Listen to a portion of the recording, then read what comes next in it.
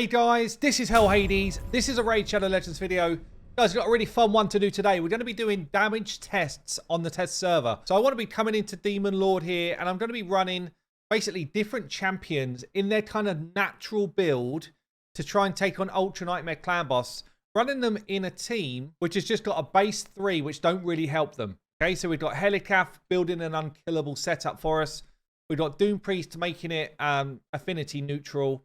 And then we've got a Cold Heart as just a filler champion who's not going to bring anything that's just going to kind of mess it all up. And then in each run that I do, I'm going to put 2 damage dealers into the run. One which is kind of like a damage dealer based on poison, and then a damage dealer either based on physical damage or on another mechanic to do damage. And then at the end, we're just going to kind of come through, rank them based on this. I'm going to try and keep the gear at kind of like a normal level for the type of build we're talking about. Okay, let's show you the builds of like the stand-in crew, the 3 champions that are just going to kind of build the rest of the team out. So Helicaf, he's at the right speed for the build, 246. He's got a good amount of defense to help build the shield.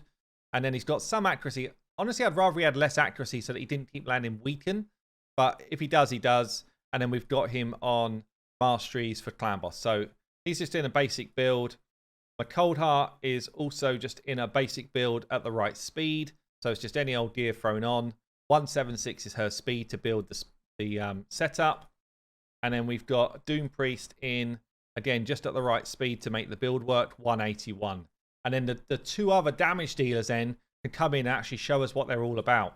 So for run 1, we're going to be running with Frozen Banshee, the OG, 172 speed. She does have some crit rate and some crit damage, but she's not going to be in there really for hits. She's got accuracy to land her stuff. I did throw her in retaliation gear as a cheaty one just to see if we can get a bit more poison procs going off. And then the second champion for run 1 is actually going to be a Geo. Geo, known as a high damage dealer, will do more if it was an affinity clan boss, but I can't kind of fake that on the test server, so we're just going to run him as he is. And this is the type of build I think would be realistic to run, because he'd then be useful for other stuff as well. But 177 is the speed here to make this build work. And then we've got a 245 accuracy to land his burn, and I've got him in reflex gear because I think that's the best gear to try and make sure he keeps his burn on 100% of the time. But all of these runs we're going to be running with this Deadwood kind of setup, or setup which I run actually on the free to play. Basically it's Helicaf producing the unkillable, Doom Priest sorting out any nasties that land on us, and then the 3 speeds stay consistent for everyone else to make sure that we keep this unkillable rolling for the whole fight. So it's then fair for everybody who's in this mix. So for setup then, we make sure that Helicaf prioritizes his block damage instead of his shield. I'm just going to turn Cold Heart's A2 off so she doesn't put more debuffs out. Doom Priest, we're going to just remove the increase attack so that she doesn't give people any kind of easy... Oh, maybe we'll keep it on actually. No, we'll keep that in. So she does give people a bit of a booster. And then we're going to turn off Frozen Banshee's A2 here. Not that she'll use it anyway. And we're going to turn off Geo's A2 as well. And then we're going to get into the run. Now, it's full auto as a team, but I'm just going to start with a couple of things here. So I'm going to make sure that Frozen Banshee doesn't use her A3 until after the first stun, just to make sure that we're in good sync. So I can go auto until we find Frozen Banshee ability. Should get the burn away here and the weaken.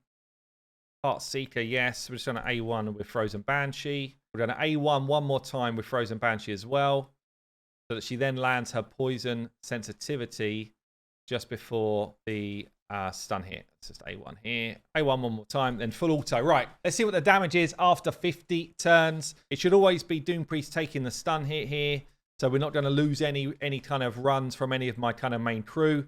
We've got the poison sensitivity out now, so now it's just about Frozen Banshee laying poisons wherever she can, whilst Geo's trying to get his damage from taking hits. It's going to be interesting. Let's see how this one runs through. Okay, the team is running like a dream.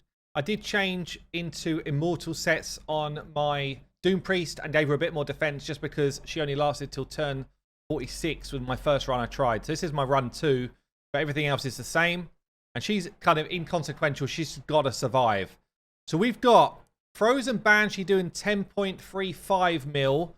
Geo did 9.4. Now, I know Geo does more damage on affinity clan bosses, but interesting to see, actually. Frozen Banshee currently takes the lead over a Geo over 50 turns. That's kind of crazy. I actually did not think it was going that way round. Okay, let's get into two more. Right then, next two to test. We're going to throw in a Lika. Now, I do need drop defense to make a Lika strong. So we're going to pair her up with Draco, who's also going to be doing poison and kind of getting my drop defense in there. I've built her in strong gear, but not insane gear. We've kind of gone with crit damage stuff. We've got 5.3k attack. 178 is the speed I need for this one. 100% crit rate with 277 crit damage. So, you know, this is a type of build you would build in an unkillable team where you're not really using them for a lot else. And then we've got a Draco. Again, I'm not using like all my best gear. I'm just throwing stuff on. We've got 4.8k attack, 173 speed, enough accuracy to land his stuff, 100% crit rate, 258 crit damage. Both of them got the same kind of mastery sets here, which is a typical unkillable team type of mastery. So let's see what number 3 and number 4 are able to do against the clan boss. Okay, run 2 is done. Lika comes in at 8.9 mil, so she's currently in last place, but not that far behind the Geo, honestly. She did benefit from the decreased defense from Draco, though. Bear that in mind. Draco, a whopping 14.7. He's bringing the poison. He's dropping defense. He's bringing the slams. Draco, clear winner so far. Right then, test number 3. We've got Annax coming in, all cruel gear, with some decent stats here. 5.3k attack, basically crit cap, 265 crit damage, with some accuracy to land his abilities. Similar masteries to what we've seen elsewhere. And he's going to be partnered up alongside the King of Poison, or is he? The Brawler. The Brawler's coming in. Again, I've got him kind of crit capped with a good amount of attack in an unkillable type of setup. But I'm just going to punch a little bit more accuracy on him. But then we're going to see what he can do in Ultra Nightmare. So for this, we're just going to turn off Occult Brawler's A2. And then we're straight in on Auto again. Let's see what these guys do. Wow, this is like a massive damage number from this team. Annax coming in at 14.6, just like 100k less than Draco. But the Brawler comes in at 15.4. We always knew he was the king. And yeah, he's benefiting from the decreased defense here. But damn, 15.4 mil from the Brawler. Okay, I can't do a test like this without trying out the Lovers duo. This is probably not going to be that relevant to everyone, but it'd be fun to see them together. Venus would be a great champion with poisons, drop defense and weaken, and a burn. And then Cupidus, just because when he partners with her, he starts slamming hard. Yeah, and he does a lot of damage. He's also got his own burn going on. So I've got Cupidus here in high damage gear, 6.5k. Mine's a +4. I get it. Just kind of remove 10%. I can't do too much about it right now. I can't +4 him, unfortunately, for this. But I've got a similar type of thing here with Venus, nearly crit capped. Decent amount of attack and enough accuracy to do her job. I will just turn off for Venus her kind of like cleanse ability so that she's not ended up doing something too silly. We'll just turn off the partner ability there. Otherwise, we'll leave it all on. We get going and we see what these two can do. I'm just going to show you the run-in on this one to see some of the damage numbers coming in. I mean, we got a 210 from our Cupidus here. When we take a hit, we get the retribution like 78 odd K. So if he's on the team with Venus, it is kind of nuts. He's kind of nuts in all content now when these two are together. But yeah, he is hitting pretty hard. 179k, how you feeling? So this is going to be decent numbers, I think, here. 17 mil from Cupidus. 17 mil. I know people are not going to really count this one because he's +4'd. He's with Venus, whatever. But still, that is like significant damage from Cupidus right there. 8.6 from Venus.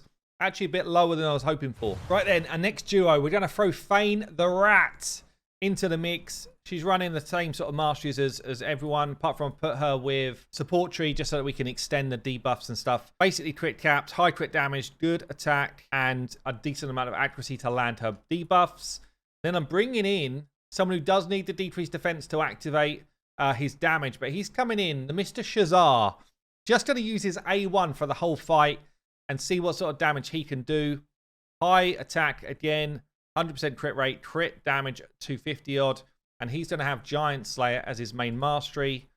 So the setup for this one, basically just going to do similar to what we've been doing, but we're going to make sure that Shazar does not use anything apart from his A1. I was thinking, should I try him with bombs on?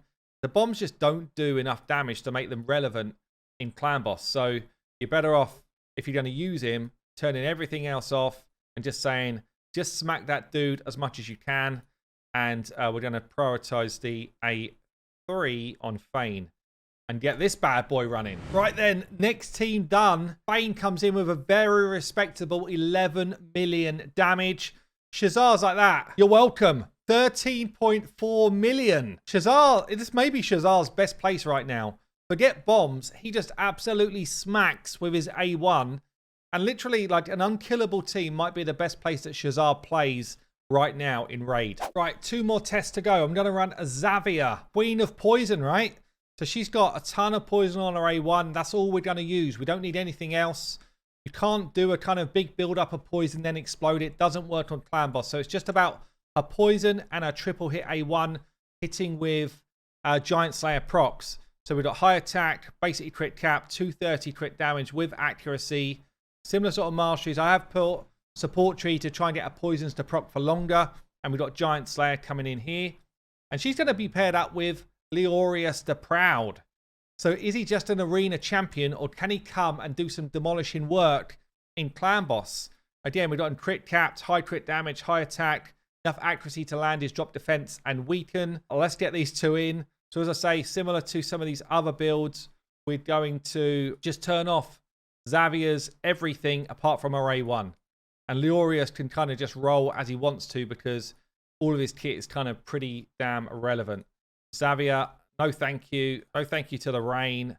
No thank you. Oh, wow. No thank you to the catalyst. And away we go. So Helicaf does not really benefit Leorius. Leorius will just hit twice as hard if he was in an unkillable team with a man-eater. Yeah, so you almost need to add a good 5 odd million damage to his number here, at least based on the type of team comp I'm running. I'm not really been fair to him, but we're not changing it up just for Leo. So Leo's got 7.6 million. Not great, but would be better in a man-eater team. Xavier brings 12.4 million. Actually pretty damn solid poisoner here in Xavier. Okay, then the last pairing, it's going to include Ninja. I don't have Bellinor. I don't have, on the test server this is, I don't have Gintoro. I don't have Turvold. All 3 of those would be big hitters in this list. So I can't play around with those, unfortunately, but we are going to bring a Ninja, and we're just going to run a very similar team to what we've been running so far. The main difference is I need to speed up Helicaf to 254. My Cold Heart and Doom Priest stay the same. Ninja's going to be running 172, and then Nephril is coming in as the other one at 171. I don't want any counter-attack masteries on Ninja or any weird like turn meter boosting, because he does enough of that by himself. We are running with 100% crit rate, 5.2k attack, 242 crit damage, 256 accuracy. Reasonable build, but not insane. And then Nephril is going to be coming in 5.8k attack, 171 speed, 100% crit rate, 260 crit damage with enough accuracy. And we're going Giant Slayer for his masteries. We're going to turn off his A2 and his A3. Pretty similar to Xavier, really. The setup here, I'll just show you quick, because it is a little bit different here. So Ninja, open with his A3, then prioritize A2, followed by A3. And Nephril, we're just turning off the A2 and the A3. This is the final one. Where do you think they're going to come in the mix? Let's go. So the speed tune worked perfectly, which is great. We've got a high overall damage number here, 41 mil. Ninja, obviously, one of the goats of this event. But is he going to be better than Nephril here? Interesting to see. So last damage of the day, we have got Ninja coming in with the 17.4. Actually stealing top spot away from my Cupidus here. And Nephril with the 13.2. Also real, like, it's a real high achiever from Nephril as well. Okay, just to sum this up then, I've got my kind of sheet here. So Ninja wins the day. Cupidus comes in second. Obviously, a load of this stuff depends on what else is going on. Yeah, I get it. But it's kind of interesting to see anyway. A Cold Brawler actually comes in after that. Cold Brawler in 3rd spot. I'm surprised by that one. Annax in the mix there. Draco's in the mix. Similar sort of damage. We've got then a bit of a jump down to the likes of the Nephrils and the Xaviers, but still strong. Still strong levels. And Fane after that. And then we start to get to Frozen Banshee level. Geo, Lika, Venus, all in a similar sort of group. Leo was probably a bit underperformed today just because we didn't put him in the right type of unkillable team. But there you go, guys. That's your best damage dealers for Clan Boss ranked out. Hopefully it's given you some food for thought. Even if you don't have my gear, doesn't matter. This should help you direct your team in terms of where is your damage coming from. I've been Hell Hades. I'll see you later.